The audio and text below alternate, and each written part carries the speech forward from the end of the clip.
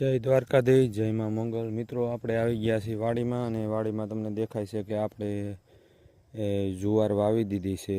જે સખત 8 થી 10 દિવસ જે માવઠું થયું છે એના હિસાબે સિંગમાં તો ઘણું નુકસાન છે. તો કપાસમાં, સિંગમાં, ડુંગળીમાં, બધા પાકોમાં નુકસાન 100% થયું છે મિત્રો, દરેક ખેડૂત મિત્રોને અને ગુજરાતમાં.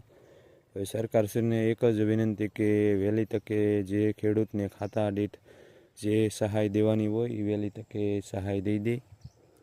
અને સહાય દે તો પણ પૈસા થોડાક દે, કારણ કે ખેડૂતને ખબર હોય છે કે વીઘે કેટલો ખર્ચો થતો હોય છે.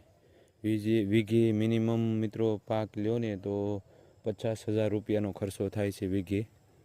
તો હવે સરકાર કંઈક સારો નિર્ણય લે ખેડૂત પક્ષમાં, અને સારો એવો વળતર આપે અને વહેલી તકે આપે ખેડૂતને ખાતા દીઠ. અને સરકારને પણ ખબર છે કે દરેક ખેડૂતના ખાતાની દરેકની માહિતી છે. તો સરકારશ્રીને એ જ વિનંતી. અને જો મિત્રો, આપણે આમાં સિંગનું પડ્યું હતું, સિંગ હતી, આમાં આપણે સિંગ લઈ લીધી. જે હવે પલળી ગઈ ગમે એવી હતી, પણ લઈ લીધી ને ચોખ્ખું પડું કરી નાખ્યું છે. અને આમાં આપણે ભેજનું પ્રમાણ હતું એટલે માલ ઢોર માટે જુવાર વાવી દીધી છે. કમ્પ્લીટ પાળી પણ કરી નાખી છે. અને અત્યારમાં આપણે નાકા અને હરિયાન બાંધવાનું હતું એટલે આપણે ખપાળી લઈને આવી ગયા છીએ મિત્રો,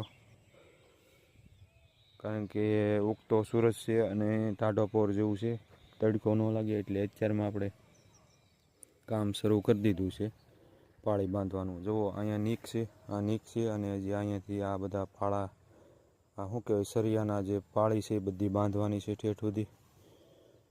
અને આવી રીતના કંઈક પશુપાલનનો સારો કરી નાખ્યો છે મિત્રો, કારણ કે આપણે પશુપાલન પણ રાખીએ છીએ. 10-12 ભેંસું ને ગાય ને એવું બધું છે.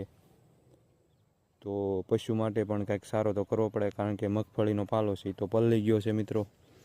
એટલે કે અત્યારે આપણે જુવાર વાવી દીધી છે, અને ટૂંક સમયમાં જુવાર ઉગી જશે કમ્પ્લેટ મિત્રો. જુવારમાં આપણે સાથે ખાતર ભેળવીને વાવી છે, જે કહેવાય ને કે 20-20-0-13 એ નાખ્યું છે પ્લસમાં સાથે ભેળવીને, જેથી કરીને ઉગાવો સારો આવે. તો આવું કંઈક છે મિત્રો આપણું ખેતીવાડી અને પશુપાલનનું. જે નવા મિત્રો હોય ચેનલને સબસ્ક્રાઈબ કરી નાખજો, અને વિડીયો સારો લાગે તો શેર કરજો અને કોમેન્ટ કરજો મિત્રો. તો બધા મિત્રોને જય દ્વારકાધીશ, જય માં મંગલ. ફરીવાર બીજા વિડીયોમાં આપણે પાછા મળશું. ત્યાં સુધી બધા મિત્રોને જય દ્વારકાધીશ.